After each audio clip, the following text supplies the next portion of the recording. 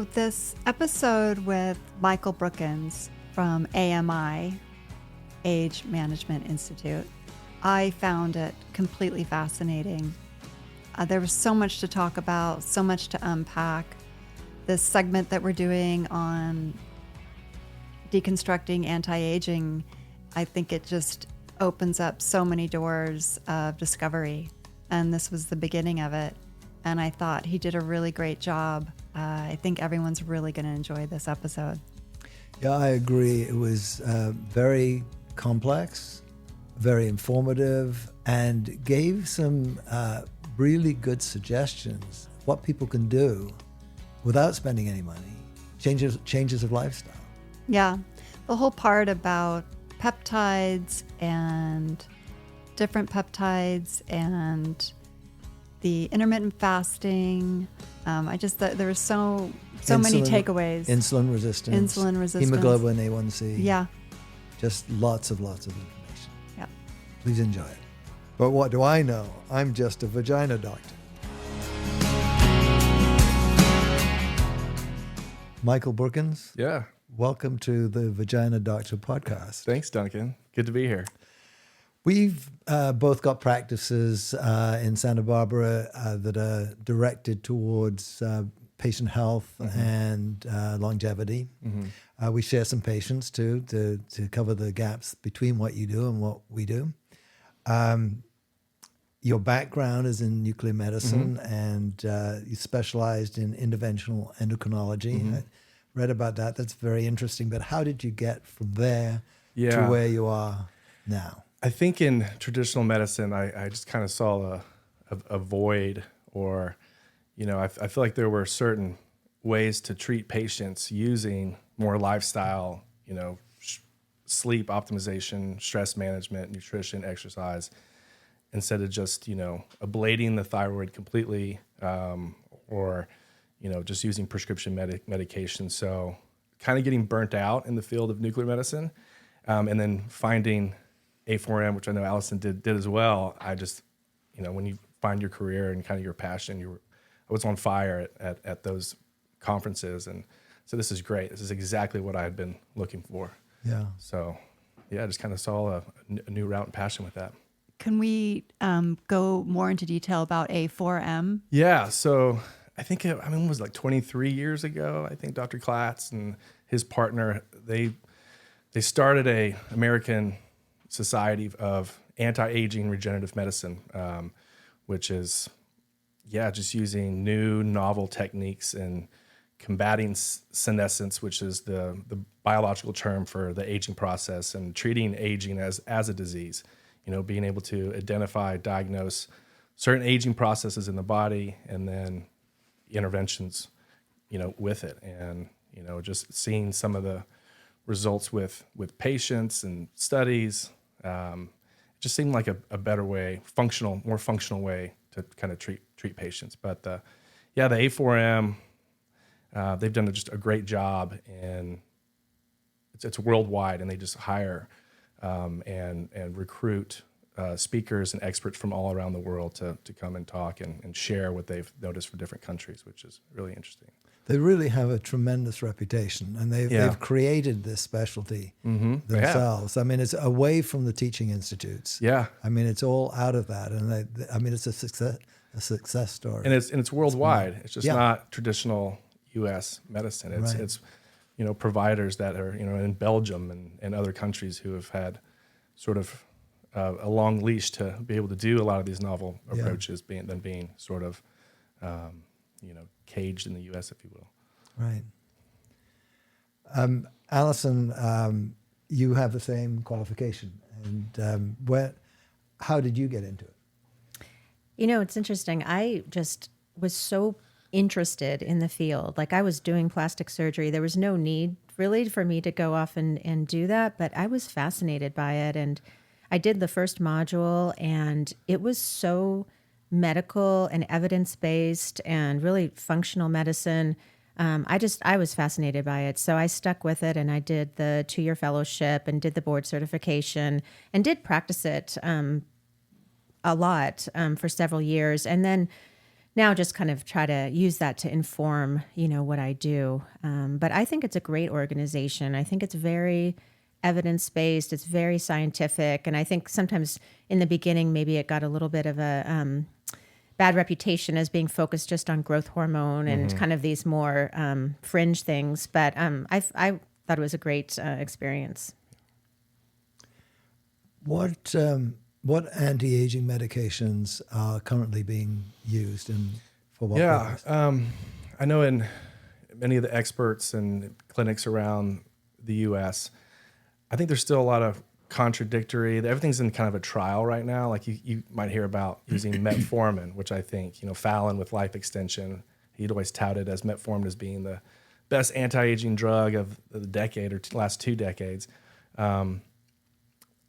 When you look at aging, I think it's hard not to look at insulin resistance and insulin sensitivity. If you look at they call Alzheimer's now type 3 diabetes, and coronary artery disease is, I think, an insulin resistance disease, and metabolic disease. I mean, and you look at what metformin does, but being a GLP-1 and being able to improve insulin sensitivity and reduce caloric intake. I think a lot of these, they call them senolytics, which are anti-aging medications. I think, a lot of these seem to be, the ones that are effective seem to be targeting insulin resistance, insulin sensitivity.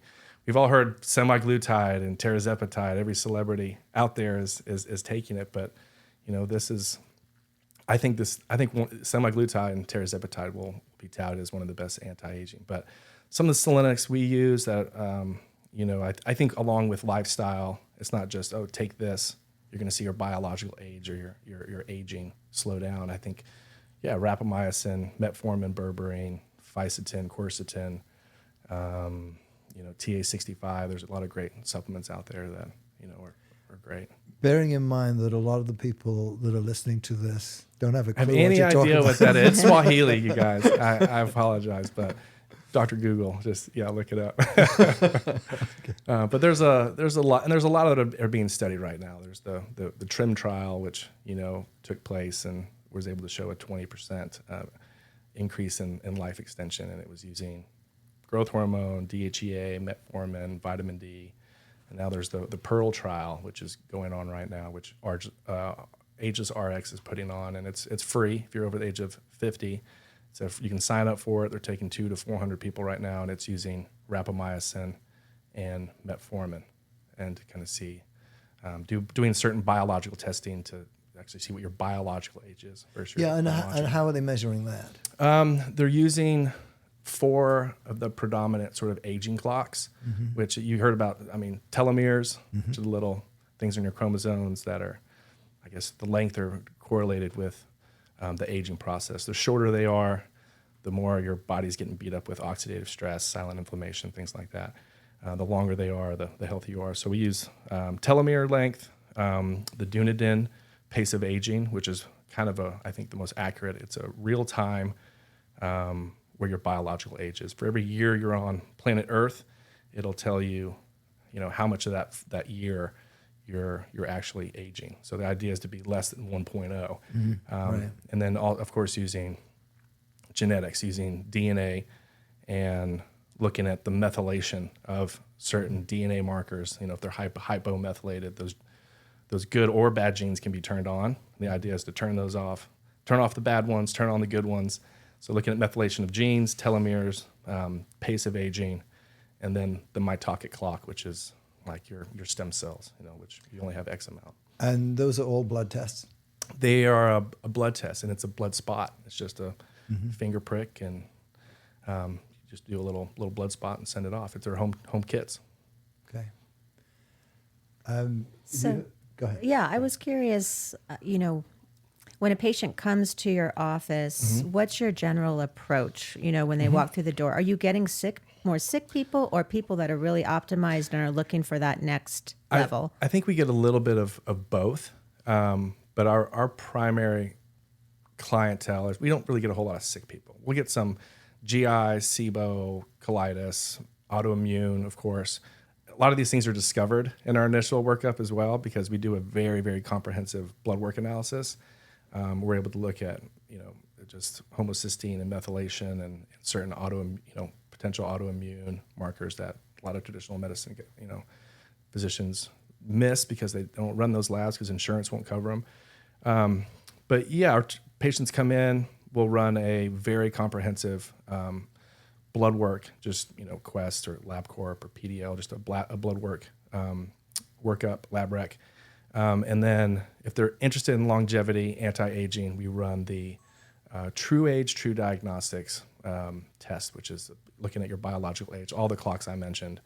And then, heavy metals, looking at, certain toxins in the body, things like that. So it's a few blood tests that we do primarily or at the beginning, and then based on that, just follow-up consults.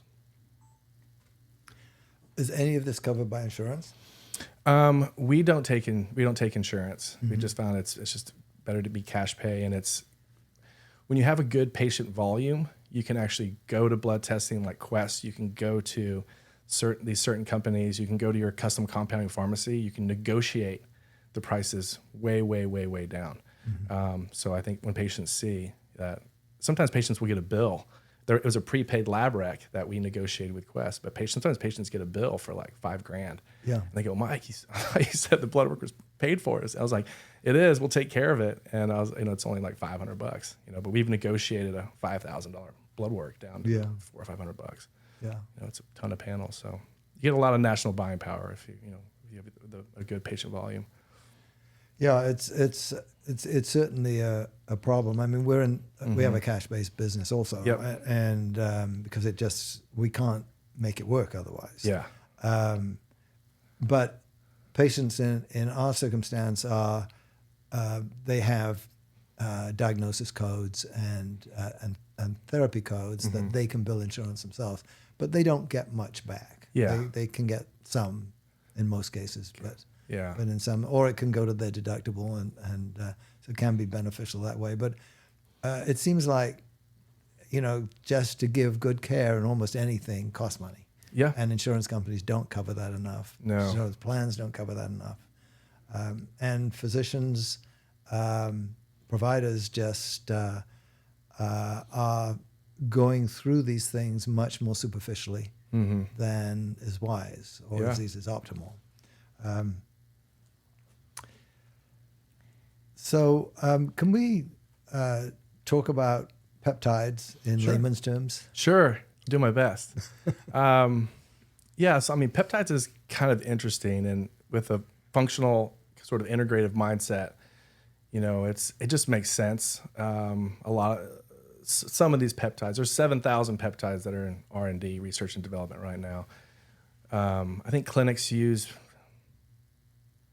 between about 7 or 10 different peptides that I've seen really, really effective outcomes with them. But peptides are just amino acid sequences. Yeah. That's all they are. And they're naturally occurring things in the body. So if you're going to use, they're not a medication, I don't consider them medication. But if you're going to use something that's like close to food, amino acids just sort of make sense. And they're, giving the body, they're promoting the body's production and effectiveness naturally. I think some of the more popular peptides would be like the human growth hormone. There's a lot of demonization with using synthetic HGH for obvious reasons, and with like potential cancer introduction. Anytime you're using human growth hormone, there's the IGF, which is a marker we use is IGF-1, insulin growth factor 1. It can be a growth factor for a lot of tissues, which can be good, be great for muscle, great for bone, but it can also, it's growth factor for certain types of cancers and things like that too. So you don't see that problem with using, human growth hormone peptides, which are naturally telling the pituitary gland, make more human growth hormone. So you're actually improving the hippocampus secretion of growth hormone releasing hormone to the pituitary gland. So your body's able to naturally kind of make its own.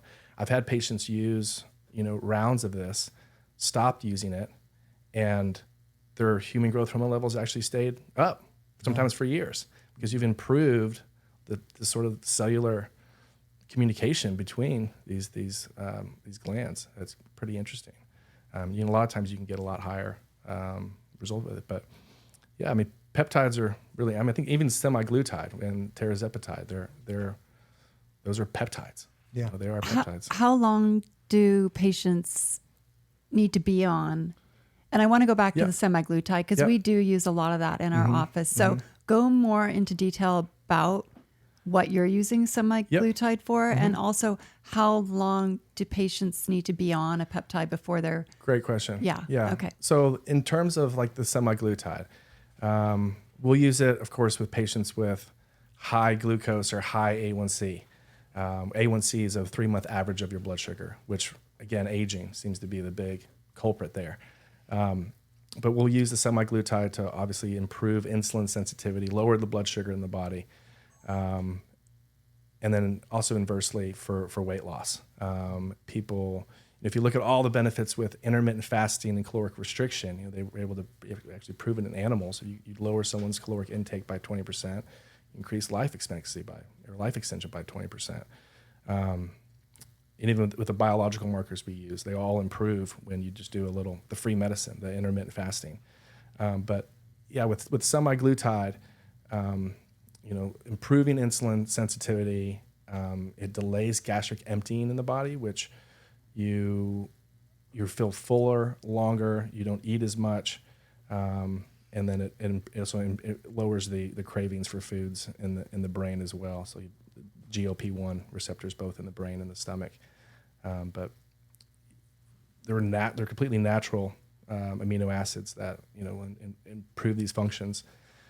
And then I think all the peptides are essentially amino acids. Is that like a troche that you use, or you... So with the semiglutide, we use the injectable version of it. They do have sublingual troches. A couple of custom pharmacies make them that are really popular for people that are just needle phobic and just can't do it. Those are effective as well. And then there are a couple of peptides that are also oral and injectable. Yeah, primarily. What about the discontinuation of any of these? You said that the human growth hormone, for instance, may still stay up, having used peptides. But let's look at semaglutide. What happens in those circumstances when people stop, in your experience? Okay, so when people stop, I think with semaglutide, you'll see a lot of the get lean quick remedies out there, the phentermine, the HCG diet. That was generally a starvation diet. The HCG diet was 500 calories a day.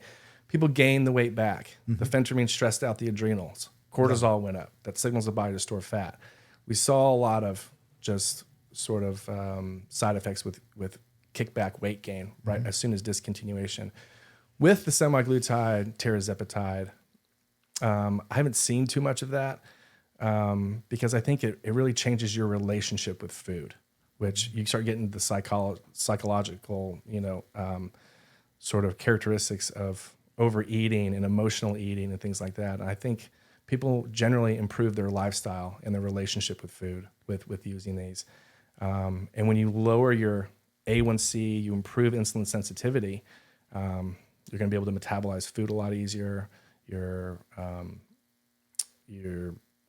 just not going to have that weight gain sort of come back. So I've had patients who've been on it for 11 months, and they'll use it at first at clinical indication doses for weight loss and improve the numbers, and then they'll microdose it at a certain point to just kind of have the appetite suppressant. To have that. Are these for anyone that wants to lose weight, or are you reserving them for a certain BMI or a certain blood sugar? Yeah, we will use it for people with a BMI over 30 and with A1C over 5.7, or if, let's say, their numbers are good, but again their BMI's up or they're really overweight, we'll kind of reserve it for people like that, or with people that have not been successful with losing weight with diet and exercise alone, and you can tell they have like psychological relationships with food. I think it's tremendous. Because you see a lot of celebrities, for example, that are not particularly overweight, maybe 10 pounds, that seem to be using it. So choose your patients carefully with it, because you can lose 10 pounds with sleep, stress management, a little bit of movement. So we just try to present it in that fashion, but it's fantastic for the overweight person. And yeah, it really is. I mean, it's just. Let's talk about intermittent fasting a little bit. You brought it up. What's ideal, do you think? I mean, intermittent fasting is interesting, right? You look at every other culture and religion, and there's been some sort of fasting in this and Written into the program. It's always been it's an old idea that they've now turned it into this new novel approach, and it's like, well, I mean, look at every other religion who's done some sort of fasting. There's health benefit in it. It's not just from a religious aspect, but when you look at intermittent fasting, like a 14 to 18 hour fasting, whether you skip breakfast or skip dinner, the body seems to clean up these senescent cells, which are these, cells are kind of like us when they don't just want to die. They'll kind of try to hang on, and they'll mutate and start having cancer expressions, or they will change their epigenetics, which is turning these bad genes on. So the faster you can clean these cells up, the better. And hitting what's called autophagy or max autophagy seems to be the answer with that. And I love it because it's just something everybody can do. It's free medicine. Yeah. And it has a tremendous benefit. Is there a certain time window? Because you hear some people have a 4-hour eating window, some people an 8-hour eating window. What window really kicks the body into autophagy, or do they know? Yeah, you can use things like Keto Mojo, which are these little digital sort of blood sugar that will tell you when you're in kind of ketosis. So I think for everybody it's different. But I see most benefit between like a 14 to 16 hour. So eat dinner 6, 7 o'clock. Skip breakfast in the morning. I say, eat like you did in college. Just black coffee in the morning. There's only 2 things that won't break a fast. It's going to be black coffee and maybe some, apple cider vinegar with lemon water, which can improve insulin sensitivity, kind of jumpstart the body in the morning. So kind of do that, and then have your first meal around 11 or noon. Sometimes people will plateau after time. They'll get, that first 5-10 pounds off, and then they'll plateau. And I'll say, okay, try to do twice a week where you do like an 18-hour fast, kind of shake it up a little bit. And it seems to kind of break people through.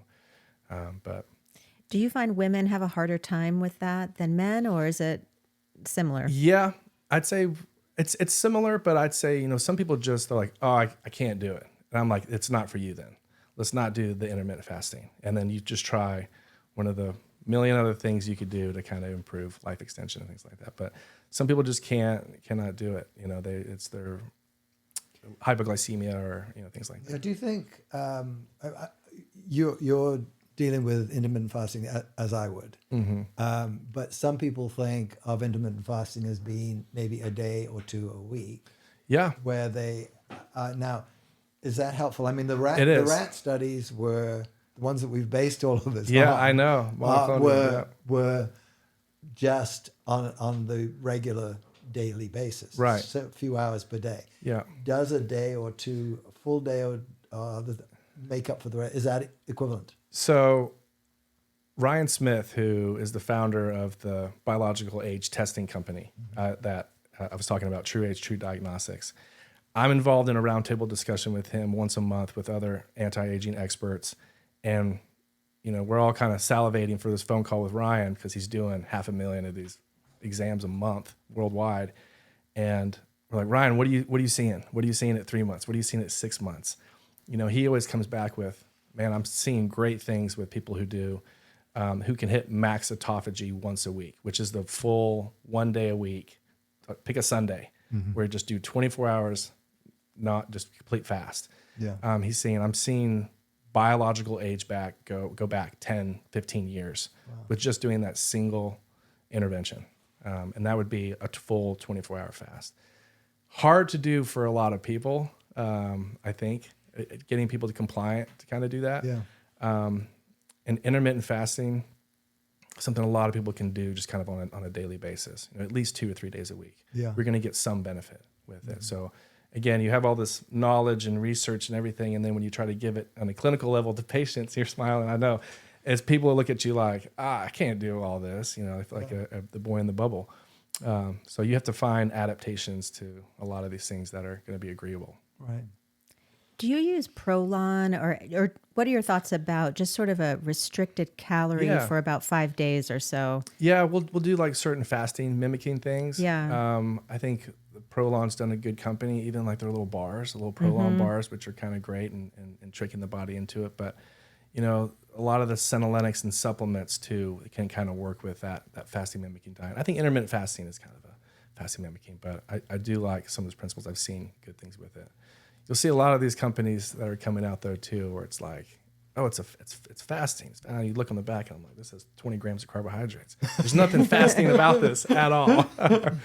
Really, it's really laughable. But all the health bars, the protein bars, I mean, it's ridiculous. Ridiculous. You read the labels. I and know. it's I don't want to name names, but there's one that I think it says like no BS. You turn on the back and I'm like, I can't pronounce any of these words on here. This is all BS.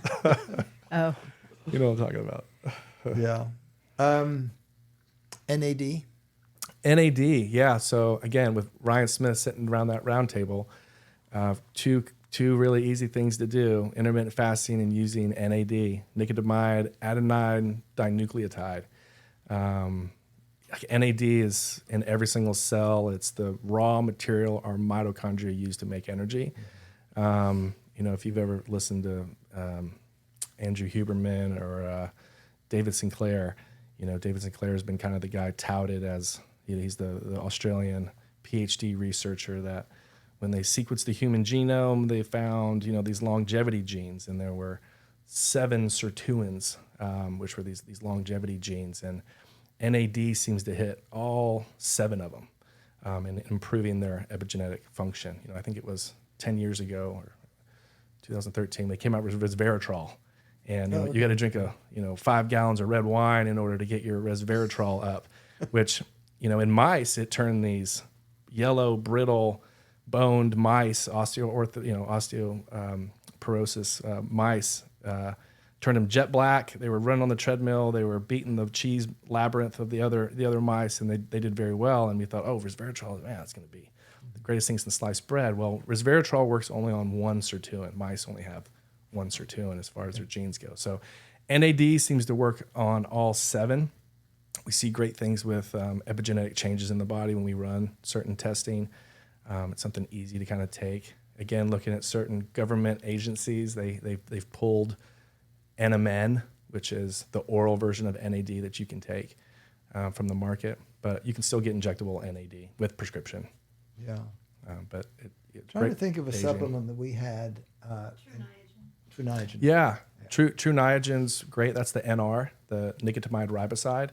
I think some of the problems they're seeing with it, some of the research I've done and seen is that it has to convert, NR has to convert into NMN and then back into and then back into NAD into the cell. And when you're taking oral and there's all these conversions, you're going to maybe absorb about 20% of it. But NMN just converts, once it gets into the cell, just converts right into NAD. So the uptake seems to be better. I know it's one of David Sinclair's research and what he's kind of found, but doing 1,000 milligrams of NMN or NAD a day with 1,000 milligrams of resveratrol just as a sirtuin enhancer, and then taking, you know, some methylation agents like trimethylglycine or even beef liver, desiccated beef liver capsules daily. So you can improve your NAD levels by 100%. So what product, do you have patients take it orally or do you prefer They the do IV both. route? So IV, I mean, we started out doing a bunch of IV, right? And it was expensive, Time consuming, painful, like with the nausea and the headaches and things. Terrible. You feel terrible Getting with it. Yeah. I mean, you can offset that by using huge amounts of trimethylglycine or giving a patient, 20 pills of desiccated beef liver, which has choline, which will really improve the side effects. You can kind of cruise through one of those IVs doing it that way. But it seems to be that daily dosing of NAD or NMN really is what you need to really improve intercellular production of NAD. Doing a $1,000 big NAD infusion once a month, you're going to have this peak and then you're going to have this trough. And I think with the longevity of it, it's probably not the best way to kind of do it. So it was profitable for our clinic at a time, and I think for a lot of clinics. But at the end of the day, when the research starts developing, you have to be honest and go, hey, look, I think you just taking the oral is going to be the way to go. Or just we'll take the same dose and just send it to the patient. They can do sub-Q injections at home. Just microdose a little bit of NAD every day, right in the belly fat. Have you used the NAD nasal sprays or sublingual? Do you find those effective? I haven't used the nasal sprays. We've used the electrophoresis. It's like the patch. I think those are good. There is a test out there. Oh gosh, I'm gonna butcher it. Genfinity, and it's actually a test you can do. We do it at the clinic along with the TrueAge. It measures your intercellular levels of NAD, and it's a kit someone can do just at home, and it'll tell you kind of where you are. Are you optimal? Are you suboptimal? So based on that. That's interesting. Back in the day, there was no way to measure NAD in the body, so that's really and measuring the serum really isn't going to tell you a whole lot. It tells you what's in the blood. It doesn't tell me what's in the cell, which what's in the cell is going to really be the kind of the effective dose. So, and then TrueAge is actually coming out with a similar test, but the Genfinity guys have done a good job. So we'll run that, and if you're high and you're good, say, hey, maybe you don't need it right now. But if you're low and you're suboptimal, levels of NAD you're born with a bunch, and then when you hit 40, they get cut in half. And then when you get to be about 60, you have none.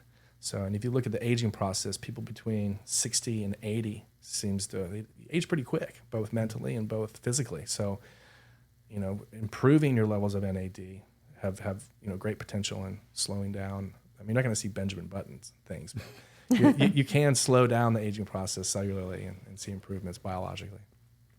You mentioned earlier, if we look at some of the religions throughout the world that over millennia, there have been certain rules that people keep, and we found that those are beneficial. But what's surprising and really remarkable to me is how did they know that back then?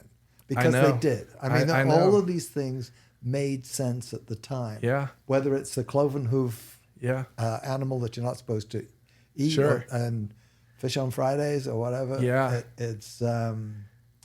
It's really remarkable that there's science in there. Yeah. There's methodology that is really valid. They didn't have TrueAge testing or Genfinity testing. Yeah. They didn't have biological levels. I think, if you're going to take throw a dart at a dartboard, I think they just felt better, they looked better, and who knows? But really 10,000 years of evolution, they figured it out a long time ago. These are just new twists on old ideas. It's fascinating. Absolutely. Even like with prayer, it's, we talk about, breath work and going from the autonomic nervous system, going from sympathetic, fight or flight to parasympathetic rest and digest. You can't rest and digest. Look at the word. You can't really digest a meal in sympathy. And I think prayer is a form of slowing the body down before a meal, doing some breath work, and these had health benefits. It wasn't just prayer. It's really fascinating. Yeah. So do you recommend a particular diet for patients, or just intermittent fast? We do. We will, try to keep, I stopped doing consults in nutrition probably 7 years ago because it's tedious. The diet wars. It's tedious, and people know how to eat good generally, and you want to keep it as simple as possible because you want people to enjoy life. You want to enjoy food and things like that. So we try to educate on the Mediterranean diet, just plant-based, good healthy fats, piece of protein the size of your fist, keeping refined sugar, things that processed at bay. The conversation should be that long, and then we'll give them, grocery lists or if exercise and nutrition seems to be something that's a big, barrier for you, I'm like, get a trainer, take that off your FOM, front of your mind, give it to somebody else. Call, there's a gal here in town, Healthy Warrior, Mia. She's fantastic. And I've never had this. I've been doing it for 2 years. I've never had the same meal twice. Tell her exactly what you like, but they're gourmet private meals. And it's, like a delivery service? Yeah. Ooh. She's great. I get all my patients on it. Yeah. I want my cut, Mia. No. Healthy Warrior. Yeah, Healthy Warrior. She's here in town. She gets all of her produce from the Goleta farmers over here. There's going to be probably some cross-contamination with glyphosates and things like that, but she does her best. She gets all of the fish from Santa Barbara Fish Market. I think all of the meat and poultry comes from Julian Ranch. So it's about as organic as you can find. And her meals are fantastic. So I try to be like, hey, if this is nutrition and exercise, super hard for you, just can't wrap your head around it, spend some money, give it to somebody else, just show up with your trainer and get your meals delivered. But yeah, I mean, plant-based, good healthy fats, protein the size of your fist, keep it really, really simple. Keep the sugar and the bread. It's here in the States, you know. I just got back from south of France and we had croissants and baguettes and beer and I felt great. I lost weight. And I'm like, WTF, like what is going on over here? And then, you know, you look into it a little bit. Same gluten content breads over there as here, but they just don't have the glyphosates and the herbicides, you know, as rampant, which, you know, unlocks certain valve disease, and then gluten gets out into pneumothorax and in your bloodstream and Hashimoto's and all these other things. It's like, oh, I felt great. Really interesting. Very interesting. Yeah. So when someone does one of those DNA methylation tests or determine their biological age, what are some things that you recommend to help them lower that? So you get, with the true age, there's 8 different reports. Some of those reports are 50, 60 pages long. And I'm like, oh gosh, like I'm going to give these patient provider reports. So I take all that data, I condense it. I like to say I make a key or a legend so you can actually understand the Swahili of those. And I'll do a 2-page report where I summarize each one of those markers. And at the end of it, I'll say, yeah, you did good, you did bad. They didn't do so good on telomeres, but they did good on their stem cells, and then they did really poor on their pace of aging. I'll add, I break it down into like 4 pillars: lifestyle, supplementation, peptides, and then, you know, some procedural things you could do. I'll recommend certain modalities in each one of those to implement. Like for telomeres, I think TA65 has been great, and it's been shown in studies to really increase the length of telomeres. Is telomeres the best biological marker we have? 10 years ago it was. Yeah. Today I don't think so anymore. I think there's others that are out there, but use all the data, like culminate all the data. And there's things for like the immune system, you know, certain peptides are fantastic for it. You know, in the TRIM trial, you know, there are things to regrow the thymus gland and improve the immune system.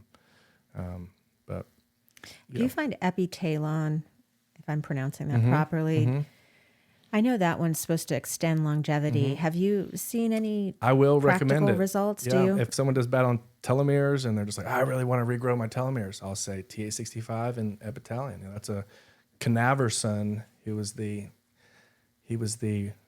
Russian. He discovered that one. He was the Russian biophysicist that during the KGB hired him during the Cold War to kind of create super soldiers. It's something out of like Wonder Woman, or these Marvel comics where, like, you know, the bad guy is this creating super soldiers and things like that. But that was actually based, you know, those stories are kind of based on him. But he created most of these peptides and the epitalon. But epitalon, you know, you can use it for 1 month round or twice a year to help telomerase, or the regrowing of telomeres. I've seen good results with it. There's certainly a lot of data and a lot of study that says to present that it does really work. So, you know, you can with epitalon and TA65, but just don't forget. And there's 3 things that I think really causes rapid aging, and it's going to be stress, alcohol consumption, and lack of sleep. Those are 3 things that I see over and over and over that people are guilty of when they get poor biological outcome on their aging. So we're trying to really, again, focus on the free medicine, things that people can do every day, and focusing on sleep, stress, nutrition, movement, and then sprinkle a couple of these supplements and senolytics in there. But Are there any supplements that you maybe not universally recommend, but really you go to time and again? Absolutely. Yeah. I mean, magnesium and D3 with K2. I can't say it enough. You know, everybody seems to be deficient in them. I know our food quality here in the U.S., when you look at nutrient profile and things, we have so many people that come into the clinic with typical things. I can't sleep, and, I'm tired. Those are like the two things. If you can correct hypoferritemia or iron anemia, by boosting that up, getting that ferritin up high, and then also, just with trace minerals, something as simple as electrolytes. Use what's the company? Rob Wolf. He wrote the Paleo Solution. Great writer, but he came up with, what is it called? It's an electrolyte blend. It's just potassium, sodium, and magnesium. But just doing that, everybody's is going to feel better. We improve trace minerals and magnesium, and then vitamin D3, K2. It's just kind of been proven. Most people, if you're above the 37th parallel, which we are here in California, you're not getting, people say, I'm out in the sun a lot. You're not going to convert OHV rays, from the sun, from vitamin D2 to vitamin, 25, vitamin D3. You're just not going to convert it. Like, people need to take at least 5,000 to 10,000 IU of D3 daily. So those are frequent flyers that I think we like to recommend every day, and people feel a difference. So I have a question going back to the thyroid, which we talked about at the beginning. We have lots of patients that are on thyroid meds. What are you, can a patient like that go off their med and transition to some type of therapy that you're doing? Yeah. I think, in traditional medicine days, we use a lot of Synthroid and just, T4. But you have to remember that T4 has to go to the liver. It's got to convert to T3. Free T3 is the only bioavailable form of thyroid hormone. It's the only one that really, really matters. So I think custom compounded T3, T4, Armour thyroid, WP, NP thyroid are better medications. I think the number one culprit for hypothyroidism is Hashimoto's, and which is an autoimmune disease. And if you can correct that, a lot of times thyroid function can improve. So we've seen it time and time again where people have been on thyroid medication for years, and their antibodies are sky high, which is something doctors don't traditionally run, which traditional medicine doctors don't run, as the thyroid antibodies. But if you correct those, you can crush those antibodies with selenium and low dose naltrexone and pulling gluten from your diet. Once those antibodies go down, thyroid function can return. It can improve a lot of times. But then there's the groups of people who just need to be on their thyroid meds because of really long term damage. We have a lot of those. So as far as sustainability to the programs you offer, and I know you offer a lot of different ones, but do people is it sustainable in terms of? So I was guilty of this. I was telling Allison, I was guilty of this at first.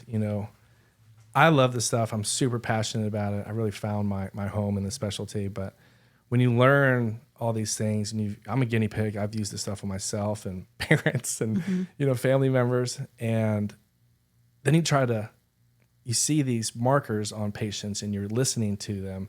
And you want, I always tell physicians too, when we train a lot of physicians in this stuff, it's like, don't just treat the patient, or don't just treat the labs, the biomarkers, like treat the patient. What are they telling you? And then make these correlations. But, I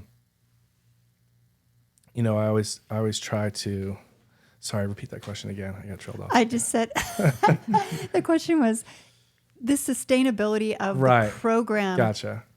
So just for people listening, could I do a program like this? Yeah. What is the commitment? What, I really want this. But then you need to sustain it, right? Or do people reach a point and they back away and level off? Or Great question. So I had to learn this because, like I said, I was so passionate about all these things you can do, but don't be a kitchen sink provider. Don't throw all this stuff at the patient at once. I'm not going to put you on rapamycin and fisetin and quercetin and D3 and magnesium and your B12s and your NAD and your hormones. Thyroid. I'm not going to do it all at once. I'm going to, hey, there's a few things here. You came in, these were your goals. You put on here, your main goals are X, Y, and Z. We're just going to focus on these the first 3 to 6 months. That's it. There's a couple things I see on here, but let's get you to your goals. Develop trust with that patient. And then after that, you can start adding things on or taking things off once you kind of fix certain issues with patients. But But I think there's more sustainability with this when you can combine healthy lifestyle. You can correct so much with just healthy lifestyle. Yeah. And when you're able to fix a lot of these things with lifestyle, and then just a few, 4 or 5, maybe supplements, hormone optimization, but don't be a kitchen sink provider. Just start with very simple things at first, and then you can carry it. A lot of times people just have to go from point A to point B. It's weight loss. And you start, maybe more at the beginning. But then once the weights come off, they have a healthy lifestyle, you can take a lot of this stuff off. They're just on D3, magnesium, little DHEA. They're on very, very few things. So a lot of times we will take things off the patient. Do you find that patients are, by the time they get to you, they're ready to make those lifestyle changes that are really going to help in all this? Or is there this resistance like, oh no, my diet's fine? I think it's kind of, it's, I take supplements. You get it all, right? I think it's funny. We ran a promotion one Christmas where it was like, give the gift of health. And people were buying these little gift certificates to give to loved ones. And the people who bought them were like our patients who were just really excited about the program. They've seen good results. But then they started buying these gift certificates, handing them out to family members in the Midwest who were not ready for any of this stuff. And you can't really gift this, and they're not stoked on any of this. But they would do the blood work. They'd come in. It's hard, I think, to gift this. You really have to be, I don't want to say rock bottom, but some people have to be sick and tired of being sick and tired. And then they find us, and then you start optimizing. And then when they go from point A to point B and they feel better, they have more energy, people need to see proof. And they're like, this is great. Like, my traditional physician never even told me about any of this stuff, and I feel better than I have in 20 years. Yeah. They have to kind of see it. Right. I'm sure. And they have to be open. They have to be open. They have to be ready for it. And they have to be kind of, say, desperate for a change. But, I've tried all these other things, and, my friend told me about you, and she's gotten great results. So I thought I'd come here. Yeah, I think we all have that sort of referral-based practice where, yes, we do marketing and we, try to get the word out, but it does come back to people. We do zero marketing besides our website and SEO, but it's all referral. It's all patient word of mouth. And I think that's the best marketing in this. If patients see a difference. And things like this where you're informing, educating and informing. A lot of people didn't know. They're like, I didn't even know you guys were here. I didn't know you guys exist. I know. And then there's these kind of clinics like this out here, functional medicine. What's that? And there's something good about that, though, where you're just quietly doing your thing, I like that. That's what we've done the last 14 years. It's perfect. In the corner. It's great. Yeah. I'm handing the mic back.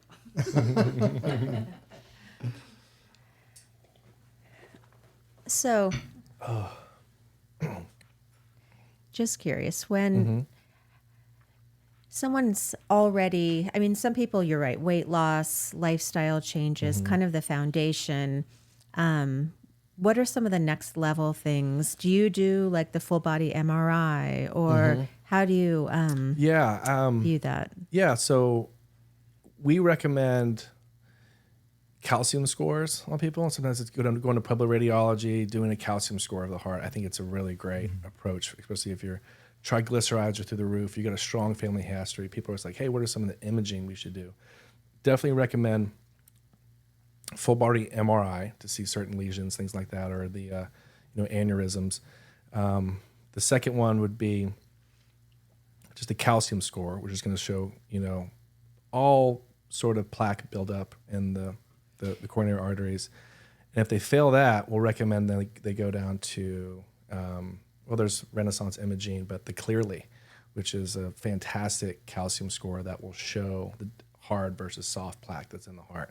So a lot of people don't know about that. And of course, the Gallery. We all were at that Gallery talk a few weeks ago at the Montecito Club, but Gallery is like the third one that I recommend to everybody, which is just a vial of blood that can show over 50 different cancers going on. It's not great for a few cancers, but to be able to detect early cancer. Have you had a positive yet? I have not.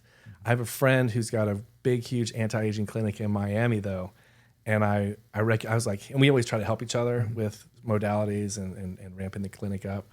And I said, Brian, you should really, do this Gallery test. He's like, oh, okay, I'll take a look at it. Well, he had his mother do the very first test. You know what I'm going to say? And she was positive for lung cancer. Wow. They caught it super early, thank God. But he called me back. He was like, man, you're not going to believe this. He's like, my mom run the test and lung cancer. And sure enough, they went to the get the imaging done, and there it was. That's really the most significant advance For sure. For a long time. Yeah. I mean, I was Really I incredible. played a part in radiation oncology and nuclear medicine. I was doing PET scans and staging these men and women for years. And if you looked at what we, I think, still have, it's a blood test that tests for 4 different types of cancers. And then by the time you see it, it's stage 3 or stage 4, like pancreatic or Hodgkin's lymphoma. It's like it's too late once you kind of find it. And this is early detection. It's fantastic. That's crazy. So it's a blood test that detects any cancer in the body?